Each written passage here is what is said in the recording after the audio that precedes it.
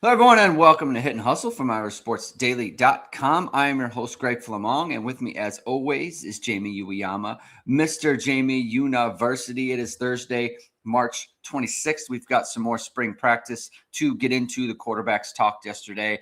It was funny listening to Gino Guidugli talk about the quarterbacks and where they're at as compared to CJ Carr in terms of their development. And we heard from linebacker coach Brian Jean-Marie. So we'll kind of talk about his comments in the linebacker room.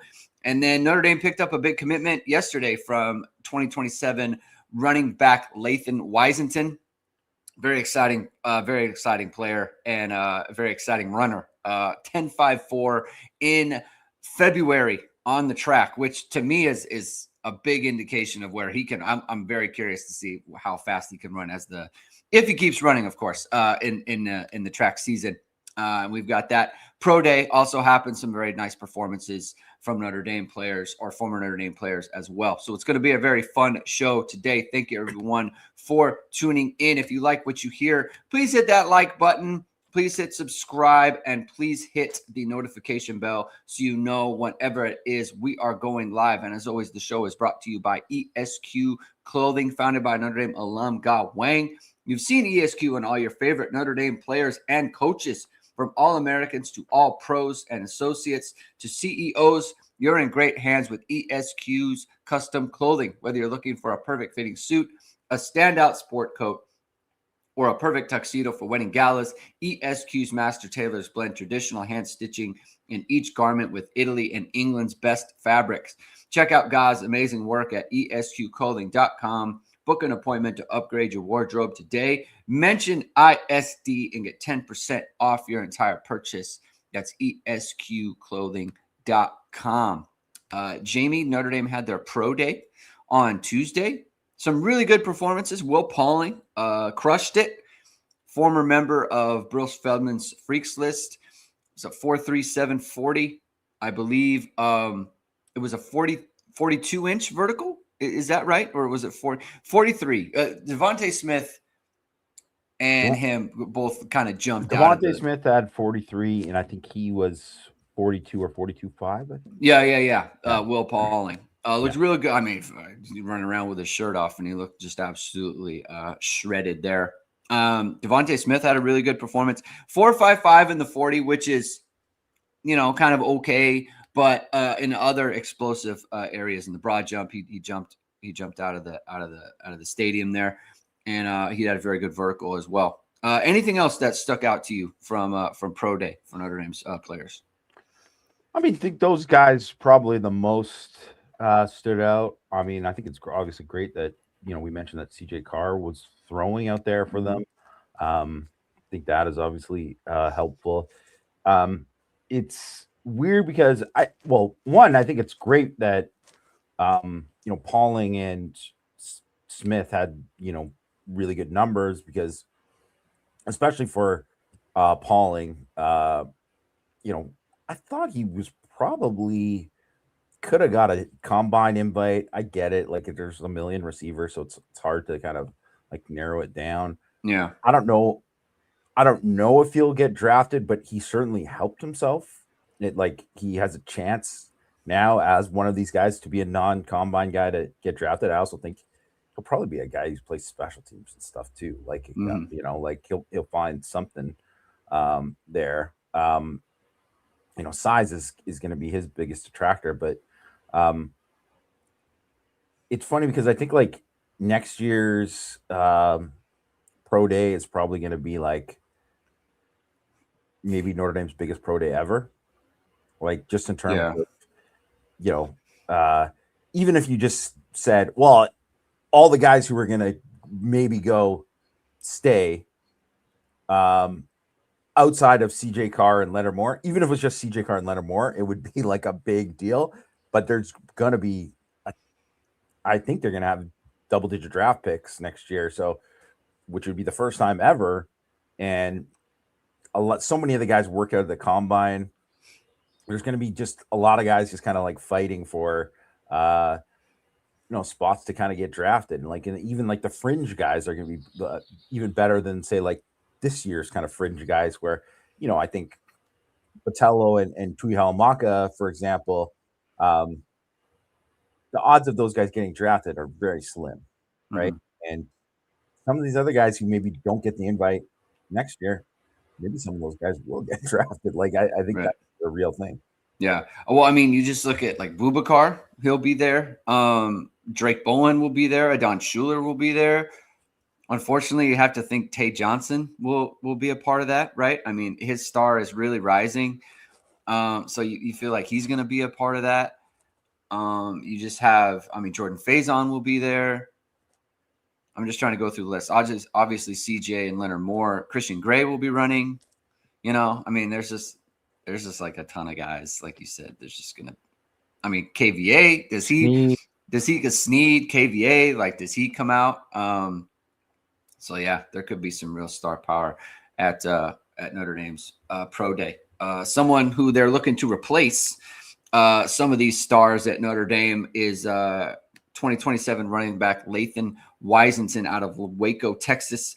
Pulled the trigger. Notre Dame's in on some really good running backs, and he decided that he wanted to get involved with that. There was some really good reporting from Matt Freeman over the weekend or over the leading up to this commitment, talking about how both of his parents are in education, so obviously Notre Dame is going to resonate with them on that front.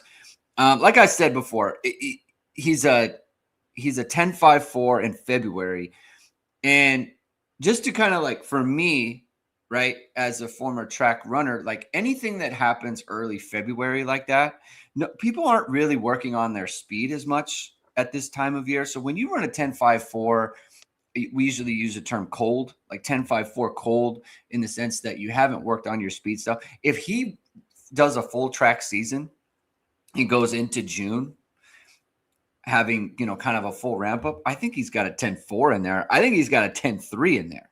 I mean, that's kind of the progression that you could kind of expect from someone running track. Now, it just depends on how seriously they take it, right? But that's the kind of explosiveness that you're looking at the running back position, Jamie. And you made the comparison to Amarian Hampton, the former UNC running back. And of course, I know you love to do the thing where it's like, hey, I'm going outside the Notre Dame program because not everyone fits within what Notre Dame has had before. So talk about him. I'll pull out some video here. Talk about him, and then I'm going to give you my comp because I've got a fun one, I think. Yeah, it's funny because I saw there were people. Well, I thought it's Jadarian Price. No, I don't like see it at all, actually. not at all. Not at Yeah. all. I mean, they're from Texas and they're fast. Like Yeah. that's okay, sure, but they're very different. They're very Yeah. different styles, and I think I think there's just more like kind of one cut explosiveness from Price, and just more just like lateral stuff from him. But obviously, you see like Washington just running away from people. Yeah, legit, verified. So that 10.54 is obviously fantastic. He ran a sub 4.5 40, 4.45 40, at 200 pounds. Yeah. That is big time. Like he almost had a 10-foot broad jump, 9.10.9 broad jump. That's the kind of thing that that translates. That really translates. And I think even for someone like him too, who's you can see like on these kind of runs, right, where he just like runs through people. Yeah. He has like a lot of lower body explosiveness, and for a guy who kind of runs a little bit high, he will drop his pads and like truck dudes. Now, I don't think he's like got the best wiggle out of anyone. Like I certainly wouldn't classify him in that way, but like he finishes runs, and he could be a home run hitter. So I think right away there, I don't really understand like maybe they just haven't updated the rating. I'm like 247. He's an 89. Like, come on, man. He's not. Like, come on, right? And well, I mean, ESPN doesn't even have a rating, but that's ESPN. But like, it is one of these things where I don't know how if you can. I mean, first of all, he scored 42 touchdowns the last 2 years. in high school, sophomore and junior years, and the guy's like a big play waiting to happen. And I think in terms of like when you're thinking about just guys that could be home run hitters, you always want to get home run hitters, and he's that. Yeah. I'm going to throw the comp out for you. When I watch him run, I'm thinking Dalvin Cook. Ooh, Dalvin Cook. Yeah, that's how I was looking. I was like, that's a little Dalvin, and I'll take it. I will definitely take it.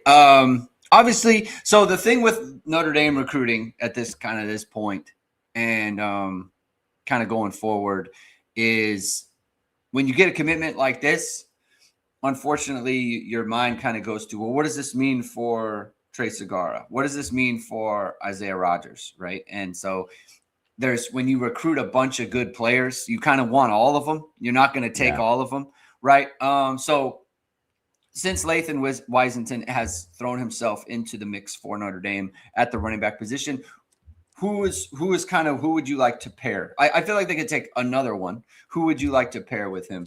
And obviously, in my opinion, whether if it's Rodgers or Segura, like I'll take either one. I don't have a true preference, but who kind of complements him the best in your opinion? Well, I think it's one of these things too where it used to be like, oh, you want like thunder and lightning or whatever, and I just don't even think that even matters anymore. I think you're just looking. I think right now all you're kind of looking for is maybe if you said someone, because he has very limited work in the pass game, so maybe you would want somebody who's more like a little bit more advanced there. But I don't think that. I think for the most part you're just looking at like you got to get two good backs.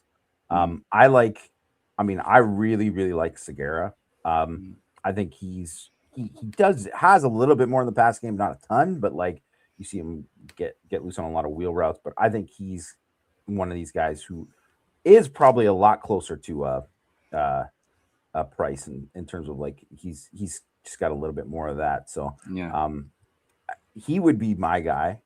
But I don't know. Like it's one of these things where they're not really after a back that I would be like, no, to right. Like every single guy's pretty good. But I do think like even if they end up with just like one in the back, like Whisenton is like good enough to be just the one. Mm-hmm. Yeah, because basically I'm always wanting a guy who is going to hit that home run, right? And obviously we're watching clips here of Trey Segura. I always want the guy who is like, man, when he's out there, the defense is thinking, man, we better, make sure we have our angles right, make sure our lanes are filled, because that was the thing with Price and Love. Obviously, it's like you're always worried. Like the USC game is a perfect kind of example of that. Like if your gaps aren't filled, if you're not assignment sound with your gaps, then you're going to get absolutely shredded. And not every back is that way, right? Where it's like, oh, we're not assignment sound, it's a 15-yard run. It's like, oh, we're not assignment sound, it's a 70-yarder, So I think I'm always excited for someone like that. And Whisenton kind of fills that. So for me, it's like, who else can you get? I feel like Segura and Rodgers both have that capability as well. So I think they're in a really good spot to have a very good running back class in 2027. Right. Matt put up an update on some wide receiver that has set a visit to Notre Dame in 2027. So check out irishsportsdaily.com for that. I think Notre Dame kind of needs to make headway on some wideouts in the 27 class. But obviously there's a lot of time, not anything to be completely concerned about. Let's talk about Notre Dame's quarterbacks, the quarterback situation on the current team. There's a lot of CJ Carr stuff that I'm interested in for the spring, but I want more like Blake Hebert content. Like where is he at? Like I like when they show clips and stuff. I don't want to see the Carr throws. I want to see the Blake Hebert throws because I feel like he's listening to him speak. There's a maturity to him that's good, right? He sounds confident, and he sounds like he kind of knows what his skill set is and where he kind of fits. But also, like, can he actually win some games? Like, can he move the team? Can he move the ball? Like, that's very important, right? Because obviously you're one play away as the backup quarterback. He's got legs, which is good. But how do you kind of think about the backup quarterback situation for Notre Dame?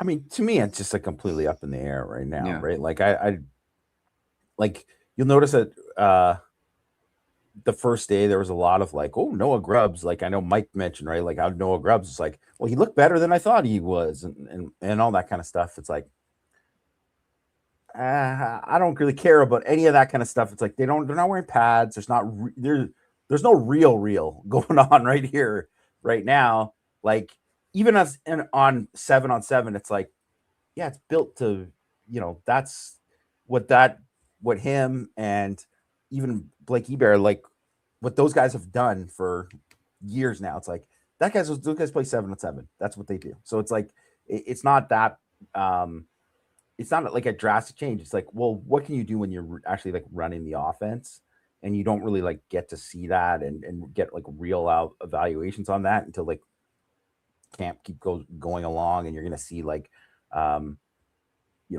progression there from those guys. But I do think that like in an ideal world, like maybe someone says like, well, it would be Teddy Gerard would be the backup or whatever for this year, whatever. It's like, okay, I actually kind of think Hebert would be the ideal backup. Because one, that doesn't mean anything for who's going to be the starter in the thing. It doesn't secure anything, but he's just kind of a change. It's like having a change of pace back. It's like he's a change of pace from what Carr is, in terms of he can run and like he can be. You have to if he gets inserted into a game, it's different than what you're seeing with Carr, and obviously. Instead of getting like, well, you're going to just get like a far less version of Carr. You're going to get like, now this guy's totally different. You hope that CJ Carr's healthy the whole year and plays every snap and all that kind of stuff. But I don't know. I think it would be a good thing for Notre Dame if Hebert was able to like, kind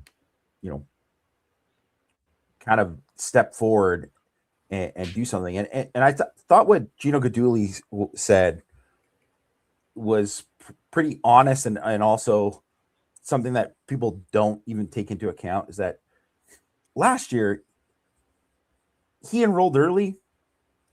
It's almost like he didn't even have to in terms of just the spring ball. Yeah. The reps he's getting no reps, like nothing.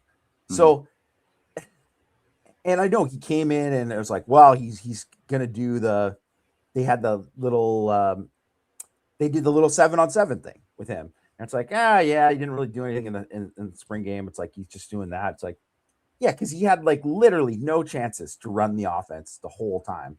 And it was completely unfair to him, but that is also reality, right? It's like how, if you ever hear Tom Brady talking about how when he was a 6th-string quarterback at Michigan, he'd get 2 reps one day of practice, and he's like, well, I got to make these 2 reps the best 2 reps, because then maybe I get 4 tomorrow, right? Like, that was the mentality, right? And think about like, you hear talk about like when Joe Montana was, way back when he was like buried on the depth chart, and it was like you just got to grind your way out of it.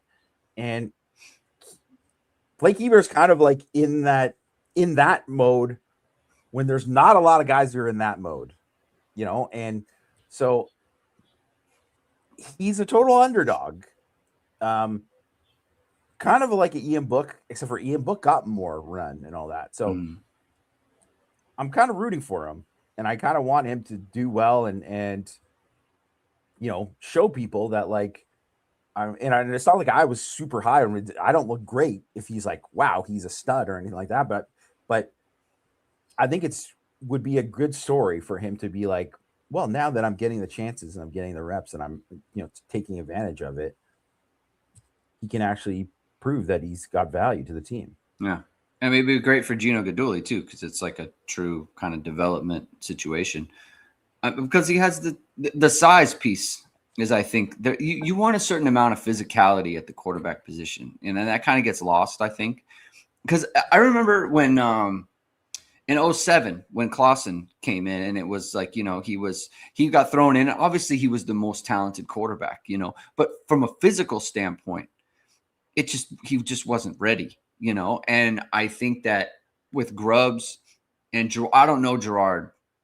I haven't seen him out there, so I don't really want to comment. But just generally speaking, a high school player coming in, it's just the chances that they are physically ready to go. I mean, even CJ Carr to an extent, right? Like just physically wasn't ready to be out there in a major Division I quarterback situation. Physically not ready, but he was 20-year-old freshman. Exactly, right? It's just but that's the thing. Like you go for, Blake Hebert's been in the program, right? And he wasn't getting reps, but he's been in the program, and he's a big kid, and he's a thick kid, and he's a dude from a physical standpoint, right? Yeah. Now they're obviously playing quarterback is a lot different. But so it adds a little bit more kind of threat to the defense, especially when he can run the ball with his legs and everything like that. I was tickled when Gino Guidugli was like, listen, this isn't even a competition for number 2 right now. Like this is just a competition for yourself, and you need to get better for yourself. Everything you see CJ Carr doing, like you're not doing that yet. You're not at that level. Like don't try to be him. Just try to be the best version of yourself. And that's where it is. And that's where the backup quarterback situation is right now. But hopefully they can find someone. I will say, I'm going to throw up some clips now of Notre Dame's wide receivers, Jamie. Listen, in past years, right, there's been situations where I feel like they've had guys where it's kind of like the same kind of deal. Like he looks fine out there running routes, but he's physically not ready to go. I watch these clips of these guys warming up, and are running through drills. I'm just like, man, from a physical standpoint, they all look good and they all look ready to go, especially even the freshmen. Yeah. And I would say too, like, and we talked about, I mean, there's obviously Cam Williams too, like, and we'll hit on him in a second, but like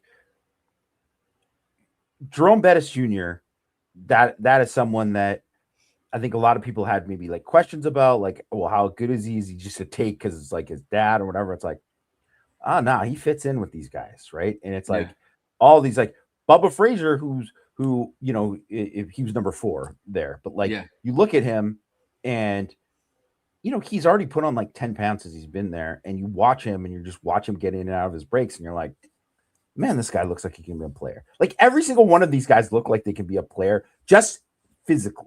Mm-hmm. And I think that is, man, I can't even tell you, Greg, like when because I've been to a lot of these camps where you've seen guys live, and obviously during some of the BK years, especially like 10 years ago, there's some guys in the roster that you're like, man, how did this guy get a scholarship at Notre Dame?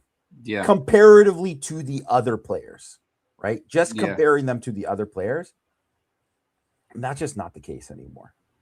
And especially too when you see guys that because there are guys that come in and not everyone is ready to go, right? Like physically right away. But you see the massive difference from year 1 or just like 6 months ago or whatever, like all of that, like it's so completely different for all these guys, like how much they just like grow, right? Like, and like physically grow. And it's just it's not even conceivable compared to what the roster used to look like. I mean, the freshmen are all ready physically. I don't think there's one who's not. I mean, we see maybe Dylan Faison is not, right? But that, a lineman excluded, I would say, because no. I'm just talking about wideouts now. Yeah. I'm just talking about wideouts, but like Caden Finley's ready to go. Devin Fitzgerald's ready to go. Bubba Frazier is ready to go. You look at, he's smaller, but like he's ready. And I think you look at Elijah Burris is ready. Jerome Bettis Jr. is ready. Cam Williams. Let's talk about Cam Williams. Listen, he's moving different. He's moving like a guy who it's like, hey, he belongs out there. And I haven't always thought that. I've watched it. Body language is like a big deal, and even just watching little clips, I don't know if he's going to beat out whoever. I don't know if he's going to beat out Mylan Graham. I don't know if he's going to beat out Micah Gilbert, because Micah Gilbert's obviously moving great himself, right? I don't know.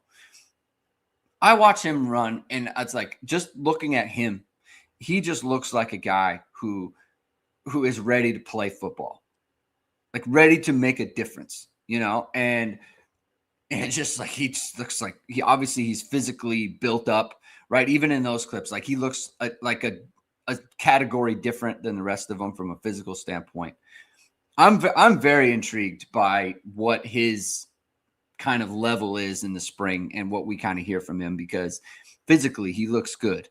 I hope it's because it's just like that kind of athlete is kind of just different, and you want that running routes for you, and you want DBs to have to go against that because he's a physical problem.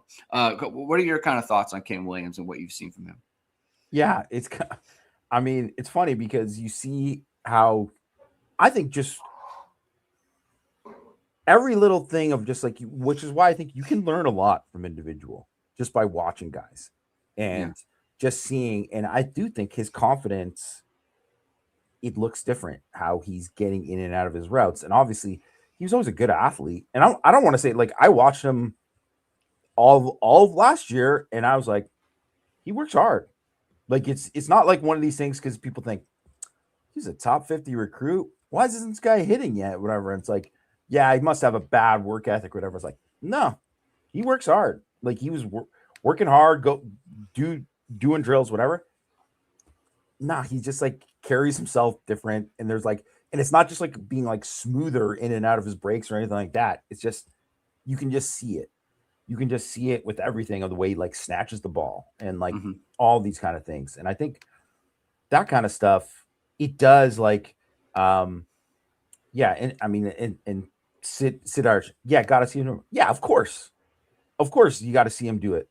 But the thing is, it's like, you don't get to go. No one just, people think you just go and just like, man, he just made that jump and it's just whatever. It's like, no, you don't get that without the other steps first.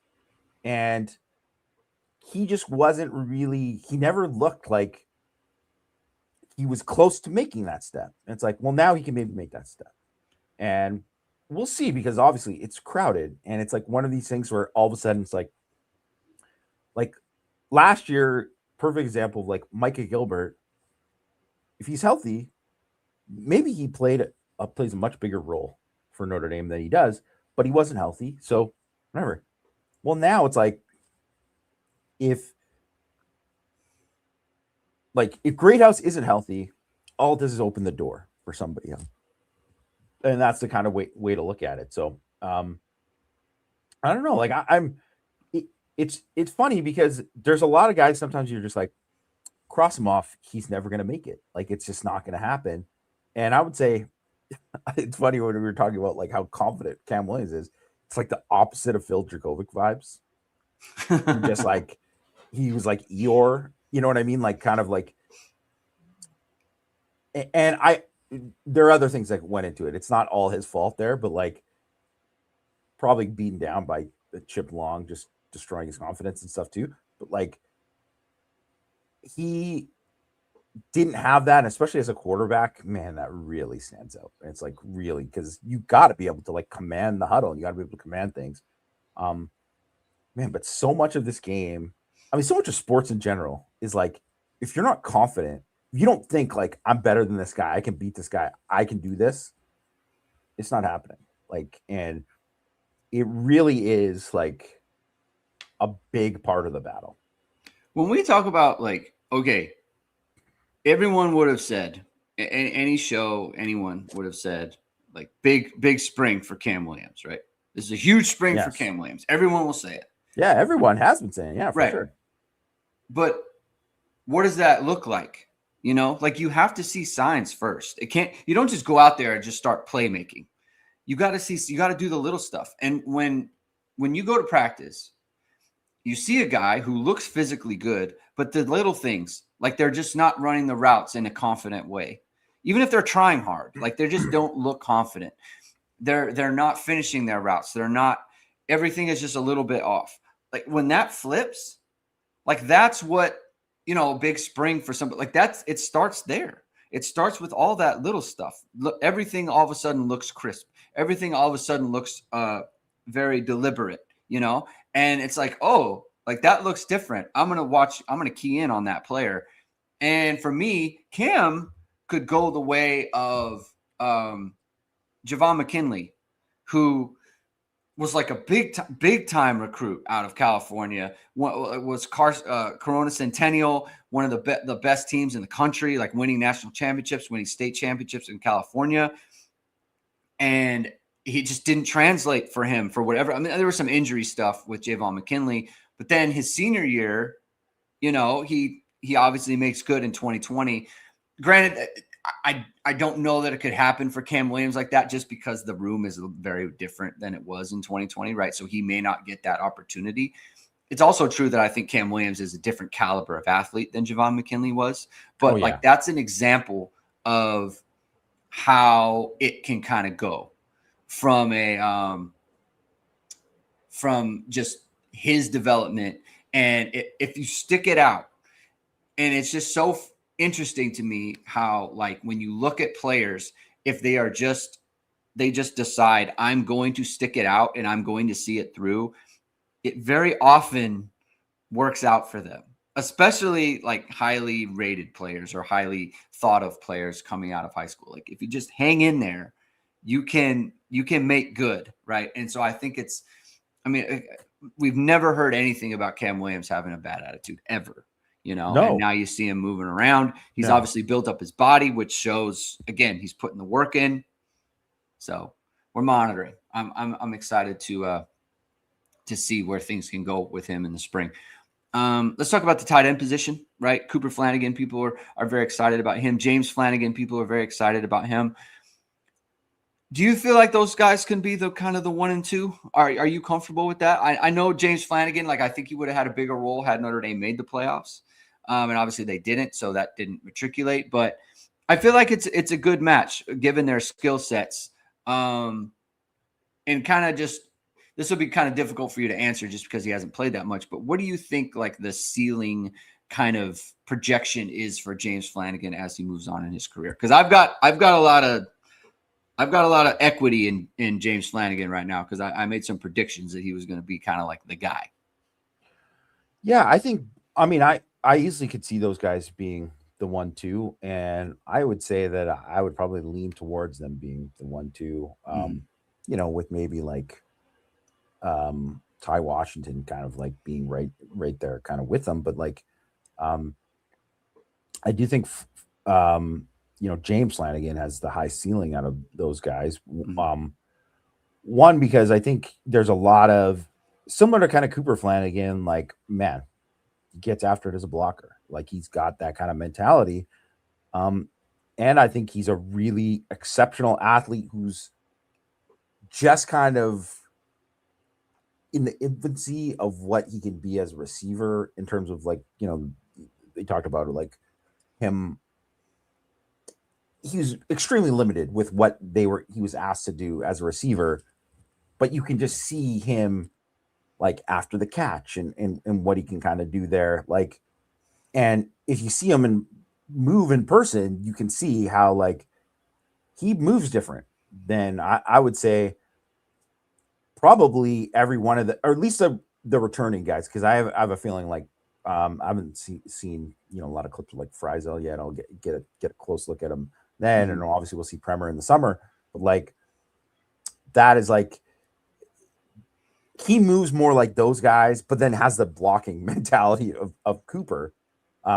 So I think that I think he can be like this. I think the sky's the limit. Like, I actually think that like he's someone who could, like, it's on the table. He could be a 3 and out person. Like, I do think like that is possible. One, because he's going to potentially get this opportunity to be a starter this year.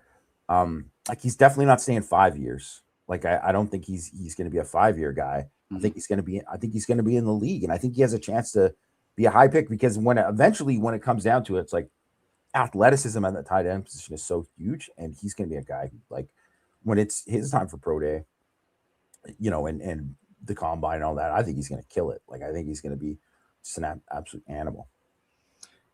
You think we're going to see a good amount of 10 this year? 10 personnel? I don't know, a good amount. I would say more than we've probably ever seen. Like, when I say good amount, I'm talking like, I don't know, 10% of the time. No, not even 10%. Like 5? Maybe 5. Like, I mean, I guess, like, I don't know. Like, let's say you run 60 plays a game. Like, would 8 of those plays be out of 10? No, I don't think so. I think it would be far less. I think it would be like maybe 4 or something like that. Like, depending on the game, because I think it's like, it is one of these things, right? I think it is possible too that, like,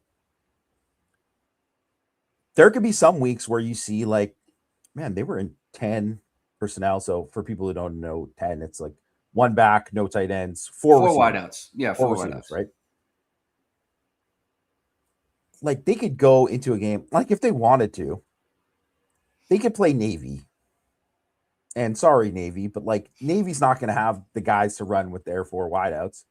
And they could just throw the ball up and down the field and do whatever the heck they want, because they're just not going to have the athletes to match up there. So I think it's one of these things where it's like, certain matchups, they could have those kind of do that and just like absolutely just torch specific teams with it. But I also think, like, it's not like they're gonna not do 12 and things like that too, Yeah. and want to be. So I think they're just gonna be more versatile. It's just one of these things. Like, 10 to me is the exact same thing as like being like, well, 21 personnel. It's like, man, we're gonna see a lot more 2-back this year.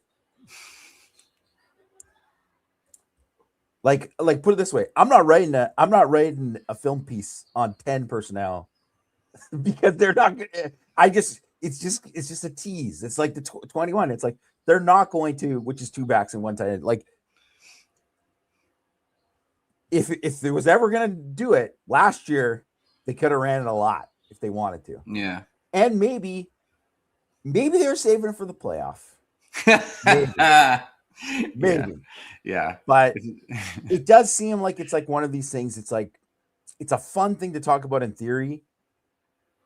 How many teams actually run 10 more than 5% of the time? In college football, it's a very small number. A very small number. It's like there was something to, like, there's this piece, and I can't remember who did it. It was one of these, it was like sports information systems or whatever. Someone did a big thing on like breakdown of personnel in the NFL. And it was like, well, 2-back and how much they did it. And the Ravens were like, they by far led the NFL. They was like more than double anybody else. It was like 4.5%. Like, it was like 4.5%. And you're like, wow, 4.5%, right? In saying that, football is an evolutionary game. It is one of these things where it's like, all of a sudden people are just like, guess we're gonna go 13. Look at it. Yeah. Sean McVay's out here doing 13 all over the place. It's like, I mean, also immediately, I don't know why, but I'm just thinking that if it happens, just mark it down. Just that I called it. Los Angeles Rams drafting Eli Reardon. Just feel like they're gonna be 13. He's the kind of guy. Yeah. He's the kind of guy, like, probably going to be better than Colby Parkinson. Like, whatever. He is that kind of guy that's like, you can do a lot of different things, split them out. And they're probably watching him and thinking, like, they'll probably steal him in the 5th round and he'll like have like a all of a sudden be a Pro Bowl player in a few years or something like that. Like Yeah. that is, I think it's on the table, but like, so it is one of these things where it's like they use 13 so they can pass, so they can get mismatches in passing. It's like, well, maybe Notre Dame will run 10 so they get mismatches so they can run. And there's all this kind of stuff. And that's why I love football, because you could do all this kind of stuff, and it is chess. Yeah. You're doing all these things. But personally, I mean, no one would be more excited than Matt Freeman. Yeah. No one would be more excited than Matt Freeman if they're in 10 personnel all the time. If it was Matt, Matt bragging about his NCAA numbers because he's running 10 personnel. I'm like, video games don't quite work the same way, but that's why that's why they're called video game stats. Yeah, that's why they call video game numbers, right? Like he's like talking about his total offense. Like, come on, man. Like, that was good. I will say, like, I would not hold it against Mike Denbrock if he was sitting there being like, I could just put, Gilbert, Graham, Greathouse, and Faison on the field at the same time. I could do that. Like, that sounds like a good idea, right? Like, if you're just sitting there and watching these guys, you're probably thinking like, that's a good idea. Maybe I should look into that, right? Like, it's that kind of thing, and that's what you do in the spring. I'm glad you mentioned Sean McVay, though, because CJ Carr said that in the offseason, he's been studying Matt Stafford. And they want to he actually said we want to get under center more, which very much goes away from the 10 personnel conversation. But I have just the utmost football love for Sean McVay and everything that they do. Completely agree. I am just like, I am in huge awe football man crush on Sean McVay. Yeah, man. Like, he is just so good at everything, and just the way that he thinks about things, the way he designs things, how every little thing affects something else. Like, that is just next level. And I'm so excited that CJ Carr is looking at him. And that kind of, to me, is a tell to where, like, CJ Carr is not watching Matt Stafford for no reason, Yeah. Like, I think there's something to that with Notre Dame's offense. And honestly, too, like, I am so intrigued by the McVay Shanahan coaching tree and how many people it's produced specifically on offense and what they've done there. Like, and I know, like, hey, Mike McDaniel didn't work out great in Miami. Not some of it, not all his fault, but like, he's the OC of the Chargers now, and I think he's gonna cook, man. Like, I think he's gonna cook. I think he's a great OC, and does a lot of cool stuff with the running game. So, yeah, it's funny, like, because I don't really think there is,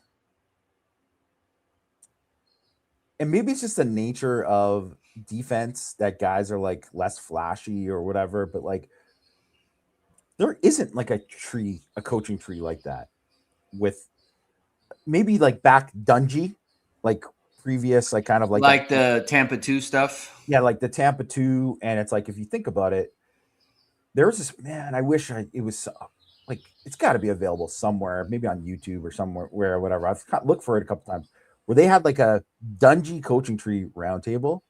And at one time, there were like 6 Dungy assistants who were head coaches in the NFL. Like, it was obviously Mike Tomlin, Lovie Smith, God, who was the guy was the Lions. I mean, they were terrible with the Lions, but he became the DC. Rod Marinelli. Oh, Herman Edwards, maybe one other guy too. But it was like all these guys, and you think about it, and you're like, man, that's like a pretty, like, you don't see that a lot, especially on defense, with guys that kind of branching out that way. Maybe it's just that was like more of the time too, but there's not as many of these guys on defense that you see like that have these kind of like coaching trees like that. But man, I'm always intrigued. Like, personally too, like whatever, this is totally going on a tangent, but like I just love like that's why I like watching clinic stuff. I like watching like all that kind of stuff and learning from all those guys. Like, man, you get a ton from all of them. And I appreciate it. Also, shout out to Jordan Rodriguez. Is that how you say her name? I'm not sure. Rodrigue, I think it is. Rodrigue from The Athletic does a fantastic job breaking down a lot of stuff and getting a lot of stories and doing a lot of reporting on these kind of like little nitty gritty kind of stuff like this and getting really involved with like McVay and all that. Yeah, just, you know, one of the best at what she does for sure. She's great.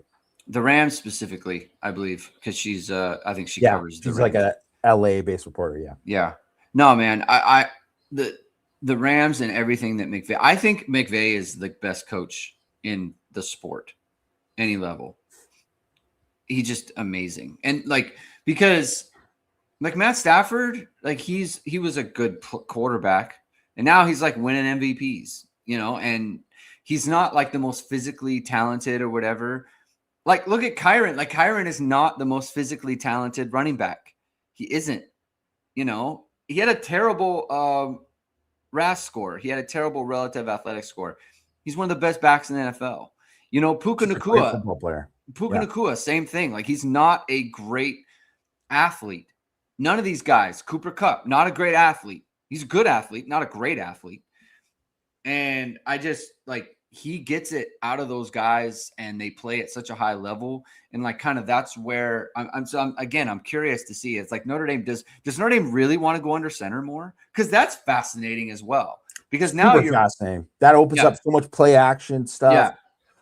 And like, what personnel does that fit? Right. And like, you could totally see where it's like, you know, Devontae Adams, like he's, again, not a great athlete, but he did really well in that system. You know, Puka Nacua doing really well in that system. Like, they are able to take advantage of players in a way that like other organizations are not.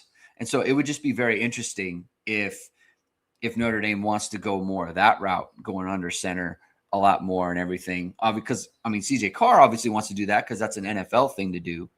So it's just like, I don't know, man. Those are things that we won't learn about because they're not going to show us any of that stuff. They'll want to keep that under wraps. So that's just kind of an interesting kind of wrinkle to that. You know, go ahead.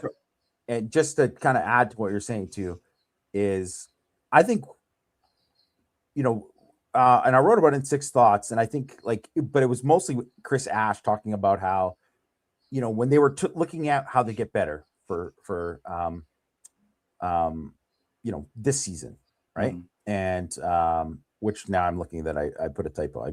I said how to get better in 2025. I meant 2026. But he talked about how they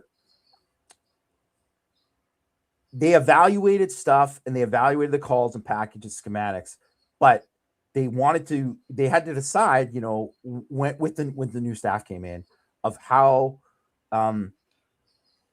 they wanted to do it and what worked best for the players and how that kind of fit with what do these guys do well, and tell you like my knowledge of these players and and then we're going to tailor a lot of the changes around it. And I think that's one of the things Al Golden did too. And that's one of the reasons why Al Golden, they made a big jump, is because he cut stuff and he added stuff. It's like, well, you're going to run different things with your like blitz packages and what you could do with maybe like spine quarterback because of Maris Liufau.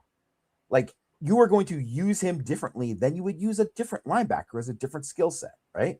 And the same thing with KVA, right? You have to be able to do that. And I think offensively, you know, that's Denbrock does a great job of that, of like adjusting to his thing. It's like, one thing that's kind of shocking if you look at Denbrock's you look at that first year with Riley Leonard, and I always thought that, like, man, Riley Leonard ran a ton at Duke. Not nearly as much as he did at Notre Dame. Like, they didn't use him on quarterback power at Duke, which I guess, you know, I didn't really think about because I was like, oh, he's a runner, he's a great athlete, whatever. Right. But they didn't use him in that way. Notre Dame used him all the time in that, and he was great at it. I was like, wow, Duke really untapped it. And that's like a credit to Denbrock and the staff for saying, like, hey, he can do this. He's really good at it. We're going to do it a lot. And that became like they were one of the best short yardage teams in the country. And I don't know if you noticed this, but it was something that I thought about, but I guess was not in my mind. But now when I'm thinking of like all the stuff with McVay and Matthew Stafford, I think Matthew Stafford, everybody thinks of like, oh, guy who's running boot. It's like, well, it's got to be like an athletic guy to get out and throw on the run. It's like, no, Peyton Manning was like one of the best like boot play action guys ever. And he's maybe one of the least athletic guys out there, but he was great at boot. And Matthew Stafford, I think he's like a pretty solid athlete, but like he's old now and whatever, but still, like I think he's better than ever at boot, like getting out of the pocket, throwing the run. CJ Carr is fantastic when you put him on the move. That's why that's why they do all those sprint outs and stuff like that. Right. And when he has ran boot, like naked boot and all that kind of stuff, it's like, man, it has looked really nice. And that's why I could see some of the under center stuff. It's like, because you have to be able to be good at that and be able to like, your back is turned. So it's different than like reading it. So there's a lot more defined reads that coming into it, and you have to be able to make quick decisions. But I think he could be really good at it. And he's also very accurate when he gets out of the pocket. Like, I can't really think of too many times where, other than when he like in those goal line situations where it was like he's waiting out too long and then he like threw one that he didn't care. But every single thing when he was getting it out and he was like square, like, man, did it look good. I think that could be a huge weapon for Notre Dame this year. So, I mean, like you said, we're probably not going to see any of that really in the spring, but I'm very intrigued by it.